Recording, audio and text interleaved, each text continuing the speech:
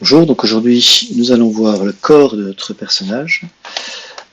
Donc on avait fait la tête lors de la dernière séance, je vais la cacher, hop, en cliquant sur l'œil qui est là.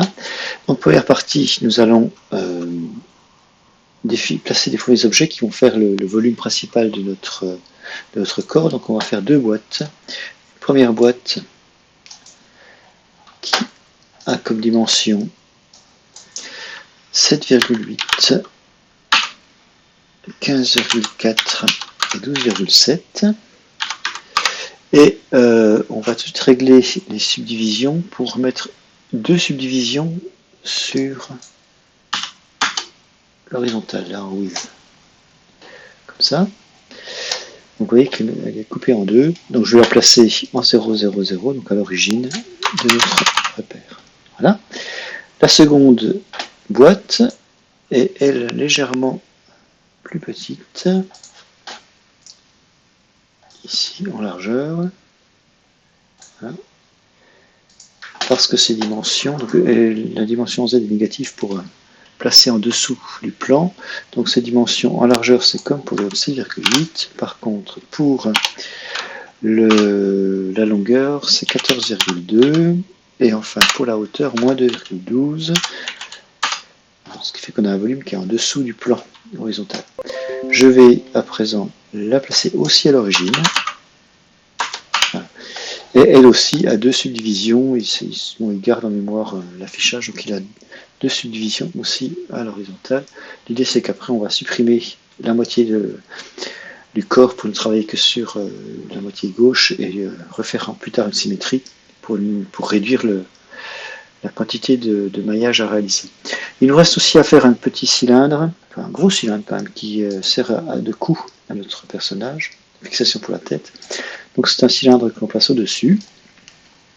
Voilà, hop, qui va avoir pour dimension, alors pour dimension de l'énoncé je recherche 2,4 mm de rayon, voilà, et une hauteur pour une hauteur de 6 mm. Alors les subdivisions, 1 pour la hauteur, 1 pour le cap, et pour le pourtour, je vais préciser, je vais mettre un nombre pair, je vais mettre 20.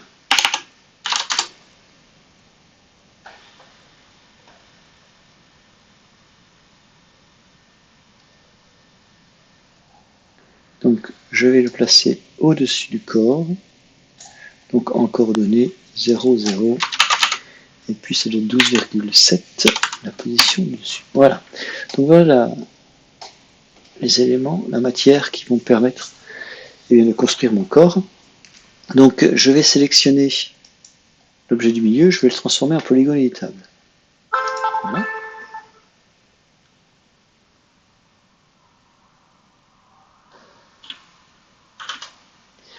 Donc je vais sélectionner l'objet du milieu, je vais le convertir en polygone éditable. Je vais attacher, donc le renommer, tiens, pendant que j'y suis. Donc c'est cet objet-là qui sera le centre de mon corps futur. Donc je vais le renommer body. Voilà. Et je vais attacher les autres objets, les deux autres objets à celui-ci. Donc je clique sur attache, je viens piquer mes deux autres objets, et voilà. Et l'idée, ça va être de ne conserver que la partie droite, enfin gauche, donc je vais supprimer la partie droite de mon maillage. Donc vous voyez, je sélectionne avec par exemple le mode Q, là, le mode sélection, avec une zone de sélection rectangulaire, toutes les facettes qui sont à droite de l'axe du plan x égale 0, je supprime, et ça me permet d'avoir cette ce premier maillage initial, voilà, que je vais adapter, modifier pour pouvoir faire le début de mon objet. Donc première chose simple, je vais prendre le coin là qui correspond à l'épaule et je vais le décaler pour l'amener donc aux coordonnées moins 5,6.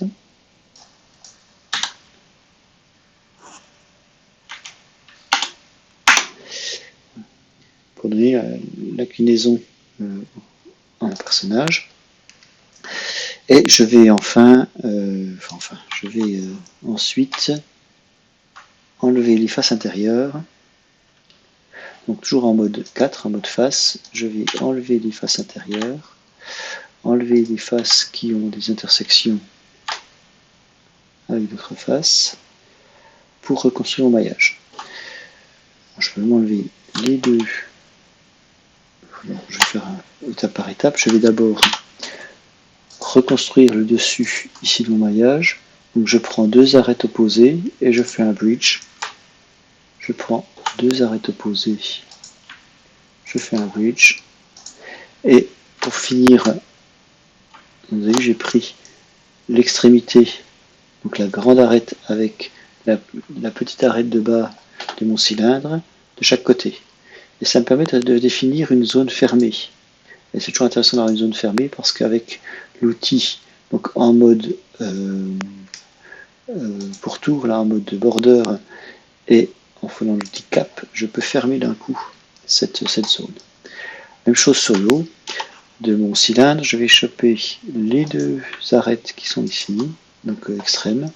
Je fais un bridge en mode arête et je passe ensuite en mode pourtour. Avec le mode pourtour, mode border, je peux avoir tout le contour ici qui est construit en un seul clic et avec cap je referme.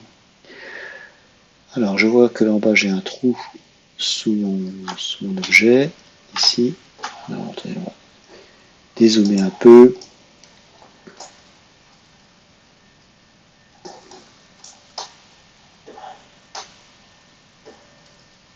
Hein, donc en mode arête, toujours, je prends deux arêtes opposées, hop, et je fais un bridge pour refermer ici la partie inférieure de mon maillage.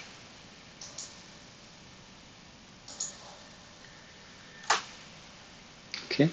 Donc il me reste ensuite bien à arranger le maillage de la face avant. Parce que le maillage de la face avant, ici, il est obtenu pour l'instant par collage des deux maillages des deux cubes initiaux. On voit que si je déplace ce point là par exemple, eh bien ça fait un creux. Moi j'aimerais avoir un maillage bien complet, bien régulier ici, qui fait que si je déplace le point, eh bien c'est le maillage qui se déforme. Donc je vais enlever ces faces là avant et arrière qui ne me plaisent pas, et je vais faire un pont entre la petite qui est là et celle du dessus, et entre la diagonale et celle-ci, de façon à reconstruire un maillage complet, bien régulier. Mais si je reprends le point et que je me déplace maintenant, on voit que je ne crée plus de trou, je fais juste que déformer le maillage. Pareil de l'autre côté, donc je fais la même opération, celle dessus avec la petite et la diagonale avec celle du bas. Voilà, donc on a la partie haute du corps qui est prête. Nous allons maintenant nous occuper de la partie basse du corps. Donc la partie basse avec les liaisons avec les jambes. Donc nous allons créer en vue de gauche un cylindre qui va tout d'abord dessiner cette découpe à la base du corps pour laisser passer la jambe. Donc ce cylindre, plus précisément c'est un arc de cylindre. C'est un cylindre qui fait 3,6 de rayon et 6,3 de longueur. Donc je crée un cylindre dans ma vue de gauche. Voilà, je règle ses dimensions. Donc on a dit 3,6, 6,3. Alors en subdivision, sur la hauteur une seule, sur le cap, donc la face au-dessus, uniquement une, et 12 pour le pourtour. Alors ça peut paraître peu, mais ce qu'on va se rendre compte, c'est qu'on va définir uniquement un arc de le cylindre, ce qui fait que, c'est l'arc opposé, c'est l'arc du dessus. Et donc ça va être suffisant. Alors je place ce cylindre convenablement. Donc 0,0, non, moins 0,8. Moins 0,8 en X, pour qu'il soit un peu décalé, car il y aura une autre pièce au centre. Et la position de la hauteur, c'est 4,8. Moins 4,8 par rapport à mon repère, moins 4,8. Voilà. Et donc on voit que mon arc va me permettre de construire cette partie-là de courbe, de modéliser cette partie courbe que je vais après lier avec le reste. Donc je vous donne les valeurs exactes d'angle pour que le point de coin de mon camembert là, vienne exactement sur le bord.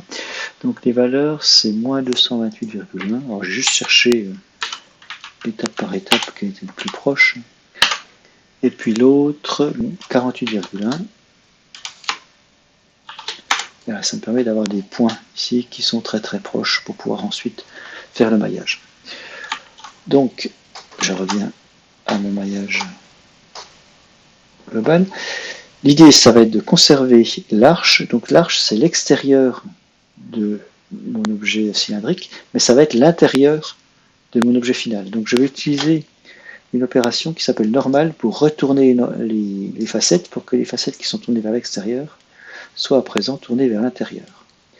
Donc je fais normal, n, dans ma liste de modificateurs, il faut que je retrouve ici. Voilà, et je vais tout simplement attacher maintenant l'objet à mon corps et enlever bien, les faces centraux, les faces du dessous là, pour ne garder que l'arche. Et puis il y a des faces qui sont en collision avec notre maillage voilà, pour obtenir ceci. Donc cette fois-ci, on voit que l'arche est orientée de la même façon que le maillage. Donc je vais pouvoir faire un pont sur le côté ici pour que les poursuites entre le corps et l'arc. Pareil ici. Et c'est pratique parce que ça me crée une courbe fermée à l'avant que je vais pouvoir combler en une seule action en faisant cap. Okay. Donc là, j'ai la partie arrondie qui est prête. Maintenant, je vais faire une partie ici de fixation des jambes sur le corps, donc, que je vais obtenir en réalisant un autre cylindre. Toujours dans la vue de gauche, je vais recréer un cylindre un peu plus fin. Hein, c'est aussi un arc de cylindre d'ailleurs, qui fait,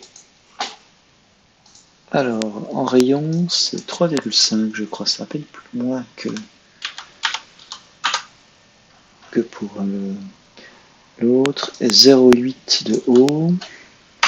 Alors, une subdivision pour la hauteur, une pour le cap, et pour, je vais mettre 24 facettes pour faire le pourtour. Et donc, c'est aussi un arc. Et là, on va inverser les valeurs angulaires. Donc, on va mettre 48,1 d'abord et moins 228,1 ensuite pour garder la portion complémentaire à celle de tout à l'heure. Et donc la position 0, 0 en X et en Y, et par contre moins 4,6, 6 ou 8, en 4,8 attention, au niveau de mon cylindre. Voilà, donc on voit qu'il y a un léger espace là que l'on va combler lorsqu'on crée le maillage. Donc cette fois-ci, il faut que j'attache mon nouveau cylindre au corps. Donc je fais attache, je viens choper le cylindre, je relève mon bouton attache, et en mode polygone, je vais enlever les faces, la face ici qui ne sert à rien, qui est la face intérieure, les faces aussi ici dont je n'ai pas besoin, et il va falloir que je trouve une astuce pour venir joindre eh bien, le maillage de mon camembert avec le maillage du haut. Donc ça, je vais le faire en mode arrête, en mode edge. Je vais attraper l'arête qui est là, et je vais créer un petit morceau de face en extrudant. Alors pour ça, je fais Shift déplacer. Donc je suis en mode translation, je sélectionne l'arête que je veux utiliser pour faire mon extrusion. D'accord. Donc je peux le faire aussi sur celle-ci pour que vous voyez.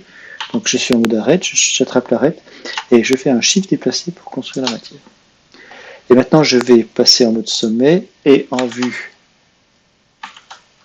ici de gauche pour bien voir en détail ce qui se passe. J'ai créé cette arête horizontale, je vais venir la placer des points au même niveau que mon maillage ici, et je vais fusionner les points pour pouvoir lier l'ensemble. Donc je vous montre en 3D ce que ça donne. Donc j'ai déplacé les points.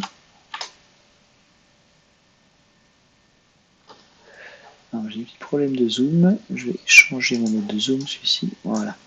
Donc on voit que je suis venu approcher les deux points ici. J'ai toujours deux points, j'ai bien un point qui provient du camembert et puis un point du cylindre et un point qui provient de mon body. Donc j'ai deux vertices selected marqués ici, je fais weld, donc je suis venu fusionner mes deux points et il ne m'en reste plus qu'un, le numéro est 112. Je fais pareil de l'autre côté, donc l'autre côté c'est ici sur ma vue de gauche, je viens prendre les sommets qui sont là, en mode translation je les place exactement sur mon point de maillage, et ici donc en 3D, eh bien, je peux sélectionner mes deux points sélectionnés, les fusionner avec weld, il me reste le 113. Donc maintenant, en mode arrête, en mode 2, je vais essayer de créer un maillage qui referme les choses. Alors là j'ai un cas un peu particulier, je veux faire un triangle. Alors le triangle, normalement c'est pas prévu de faire une face triangulaire, mais on peut, quand on passe en mode bridge menu, en changeant éventuellement les valeurs ici de ce paramètre-là, eh bien créer un triangle à partir de deux arêtes comme ça qui ont un point commun. Donc je le fais pour celle-ci, je le fais pour l'autre.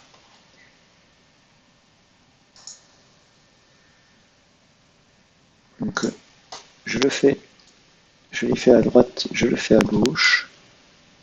Je prends deux arêtes, hop, je bridge, et voilà. Donc là, j'ai relié mes deux maillages, ce qui fait que pour fermer, normalement, il me suffit de passer en mode border et de faire un cap, voilà, pour fermer mon maillage.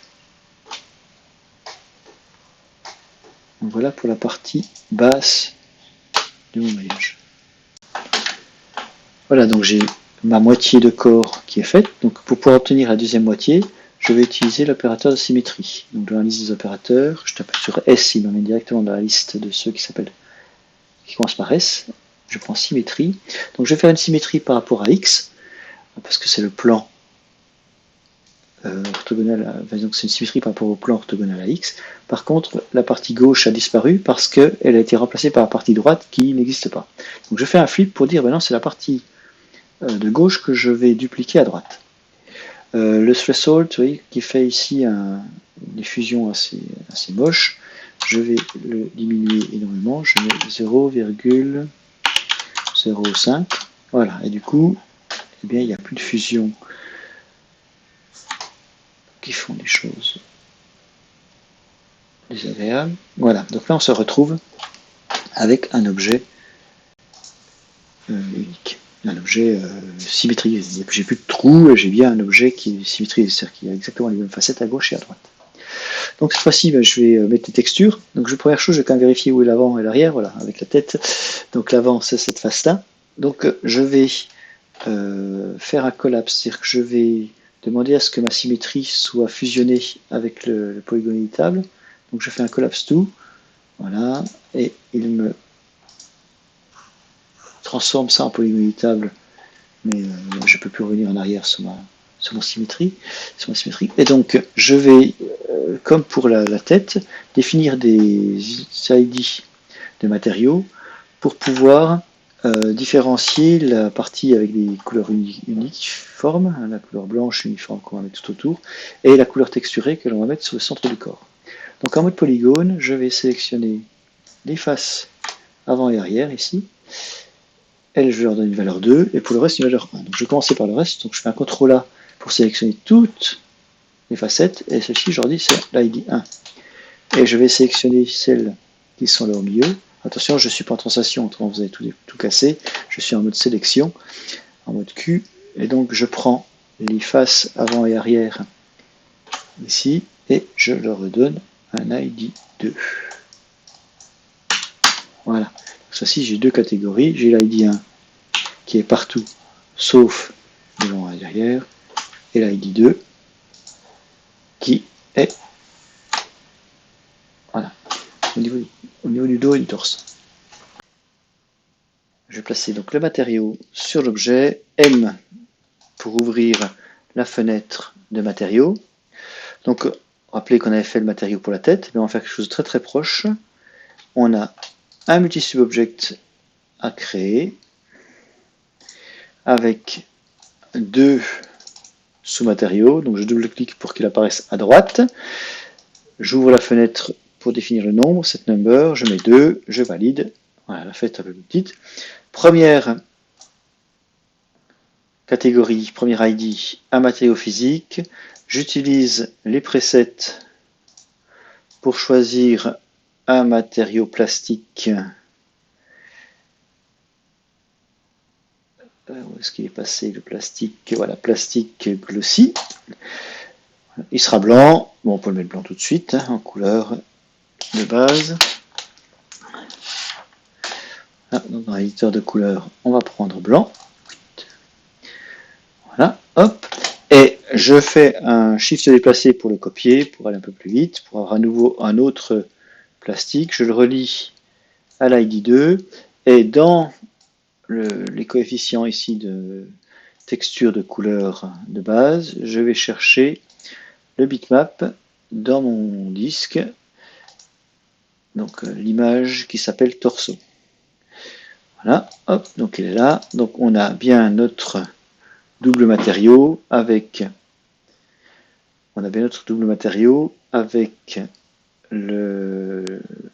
l'image à texture et le matériau texturé, le matériau uni, et le tout relié sur un subobject, sur un multi-subobject. Donc, je vais sélectionner mon objet, je vais vérifier qu'il n'y a pas de sous-objet sélectionné, de sous-catégorie sélectionnée, et je lui applique la texture dessus.